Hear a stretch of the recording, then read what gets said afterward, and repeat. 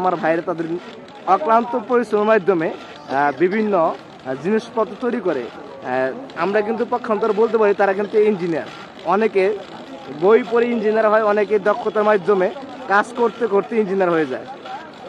আর যারা ভিডিওটি দেখতে পাচ্ছেন তারা অবশ্যই লাইক কমেন্ট করবেন। ভাই কিন্তু অক্লান্ত পরিশ্রম করে এই যে কয়লার মাধ্যমে আগুন জ্বালিয়ে সেটা কিন্তু এই দেখেন গরম করে পোক্ত করতেছে। এটির মাধ্যমে হচ্ছে যে ধাতুটা শক্ত হয়ে কাজের সাথে কত বছর ধরে 25 বছর উপরে।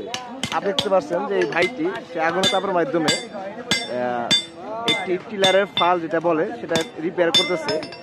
পাশাপাশি এখানে অনেক কাজ করে থাকে। এক পাশে দেখতে পাচ্ছেন যে কাঁচি, তারপর দা ইত্যাদি সামগ্রী সে সান দিচ্ছে। এই যে